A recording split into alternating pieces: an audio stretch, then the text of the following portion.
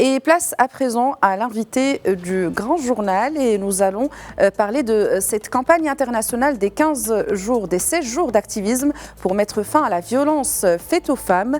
Cette campagne débute le 25 novembre, journée internationale pour l'élimination des violences à l'égard des femmes, et s'achève le 10 décembre, journée des droits de l'homme. Pour faire le point sur cette campagne, nous sommes en direct depuis Rabat avec Mariam Bigdeli, représentante de l'OMS au Maroc. Mariam Bigdeli, bonjour. Bonjour. Alors, la campagne internationale des 16 jours d'activisme contre les violences faites aux femmes et aux jeunes filles va durer jusqu'au 10 décembre prochain. Pour commencer, quels sont les objectifs de cette campagne ? Alors, c'est une campagne qui est une campagne de l'ensemble du système des Nations Unies qui se fait au niveau mondial dans tous les pays et qui est destinée en fait à susciter une période de réflexion et d'action, d'engagement pour tenir notre promesse d'éradiquer ce fléau qui est la violence contre les femmes et les filles. Il y a près de 30 ans, à Beijing, nous nous sommes rassemblés pour faire cette promesse, en fait, pour tenir cet engagement. Et chaque année, cette campagne est une opportunité de se rappeler de cet engagement, de voir un petit peu quels sont les progrès qui ont été accomplis et qu'est-ce qu'il reste encore à faire, et de nous engager, en fait, tous ensemble dans une période d'action et d'activisme. Alors, en parlant d'action, selon l'OMS, les violences faites aux femmes constituent un problème de santé majeur. Pouvez-vous nous donner un aperçu de la situation au Maroc ? Alors, au Maroc, alors déjà, c'est une situation qui reflète aussi la situation mondiale, puisqu'on sait qu'une femme sur 3 au monde aura fait l'expérience d'une violence physique ou sexuelle, et 8 femmes sur 10 au Maroc auront fait cette expérience durant leur vie, et cette expérience malheureuse, et elles vont avoir aussi beaucoup de mal à peut-être porter plainte, peut-être se faire soigner, en tout cas parler de ce trauma, de cette violence, et chercher et obtenir de l'aide. Il se fait que cette violence, ces actions ont également un coût social extrêmement important, 2,85 milliards de dirhams par an est le coût estimé de la violence à l'égard des femmes et des filles, un coût combiné des structures qui doivent être mises en place pour se soigner, ces femmes, pour les prendre en charge, pour les aider juridiquement, économiquement, psychologiquement, et aussi l'impact sur la productivité d'une partie de la population qui a subi ces violences. Donc c'est un coût et un trauma énorme pour les victimes. Je reprends un chiffre que vous venez d'évoquer. Au Maroc, 8 femmes sur 10 ont déjà subi une forme de violence. Alors comment justement l'OMS accompagne-t-elle les États, notamment le Maroc, dans leur stratégie de prévention et de prise en charge des victimes ? Oui.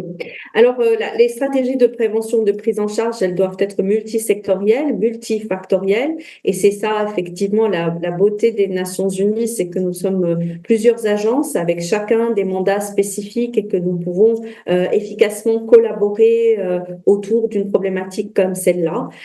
Et donc, le mandat spécifique de l'OMS, c'est évident, c'est la santé. Et notre but est donc de promouvoir la santé de ces femmes et de ces filles, la santé physique et la santé mentale. Donc, les violences contre les femmes et les filles ont un impact sur leur santé physique et mentale. Ce sont des traumas psychologiques, ce sont des séquelles physiques qu'il faut tenter de prévenir et de soigner, malheureusement, quand elles arrivent. Donc, la formation des professionnels de santé est extrêmement importante à pouvoir déjà détecter les cas de violence, parce que souvent, les femmes n'osent pas en parler et elles peuvent être détectées à travers des consultations pour d'autres objectifs, d'autres objets, que ce soit des consultations gynécologiques, que ce soit pour la naissance, en postpartum, etc., ou d'autres raisons de consulter, de pouvoir vraiment détecter les cas de violence et de pouvoir avoir la bonne démarche pour proposer de l'aide pour ces femmes, de l'aide physique et de l'aide psychologique. Mais également de pouvoir aussi intervenir en amont avec les communautés pour essayer de prévenir ces cas de violence. Donc changer les mentalités des familles, des communautés pour que les femmes ne soient plus victimes de ces violences. Parce qu'il faut aussi savoir que une grande majorité de ces violences physiques et sexuelles sont le fait d'un partenaire ou d'un membre de la famille. Donc les femmes vivent ça dans leur intimité, dans leur quotidien familial et conjugal. Et que donc il faut absolument aussi agir sur cette cellule familiale, cette cellule conjugale pour prévenir les violences à l'égard des femmes. Alors la réforme, il y a le côté légal, il y a le côté opérationnel également. La réforme du Code de procédure civile et pénale au Maroc constitue déjà une avancée notable. Mais comment ces réformes juridiques peuvent-elles et doivent-elles être accompagnées pour répondre aux normes internationales, notamment préconisées par l'Organisation mondiale de la santé ? Alors, je vous ramène encore une fois effectivement à la question de la santé parce que effectivement les normes juridiques, elles permettent d'avoir des lois en place et nous avons d'autres collègues des Nations Unies qui suivent ça de très près, notamment ONU Femmes qui est vraiment l'agence championne de cette campagne. Mais l'approche doit être holistique et multisectorielle parce que la loi ne suffit pas, il faut faire appliquer les lois.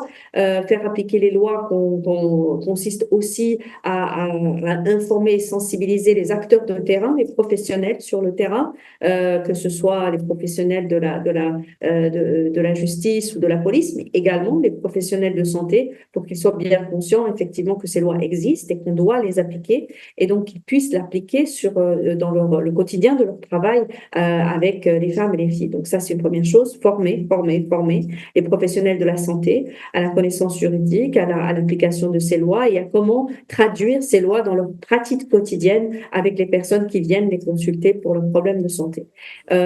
Ensuite, il s'agit aussi, alors je signale aussi que ces violences, elles sont aussi contre les femmes, mais elles sont aussi contre les enfants et nous abordons les deux aspects en fait souvent aussi ensemble parce qu'il s'agit aussi de former les professionnels à détecter et à soigner. Et donc à mettre aussi les outils en place pour que ces professionnels puissent travailler. Donc des réseaux où ils peuvent référer les victimes pour un suivi psychologique par exemple, s'assurer qu'ils sont en lien et en contact avec les réseaux de prise en charge sociale. Ce n'est pas que la prise en charge de santé, mais il y a aussi la prise en charge sociale pour qu'il y ait un soutien qui soit multisectoriel. Elles auront besoin de soutien économique, elles auront besoin de soutien juridique, elles auront besoin de soutien social, en plus de leur soutien santé. C'est toute une mise en réseau qu'il s'agit de réussir. Mariam Bigdeli, vous avez insisté depuis tout à l'heure sur la nécessité et l'importance de détecter ces violences chez les femmes et notamment de la part des professionnels. Mais comment on peut améliorer ce volet-là justement? Comment sensibiliser peut-être aussi les femmes à en parler si elles subissent des violences? Donc la sensibilisation effectivement des femmes, qu'elles aient déjà été victimes ou bien qu'elles soient de potentielles futures victimes est quelque chose d'extrêmement important. Donc il s'agit de travailler avec les filles, les femmes dès le plus jeune âge, avant que ces violences n'aient lieu. Par exemple, nous étions avec ONU Femmes d'ailleurs à Ait Gomez dans la classe entre vendredi et cette semaine pour une action de sensibilisation dans des écoles avec les lycéennes et les collégiennes. Et avec nous avions la chance d'avoir Nawal Moutawakil qui est intervenu avec nous en faisant des activités sportives. Nous avons fait des activités théâtrales, des ateliers sur le droit pour les sensibiliser à leurs droits.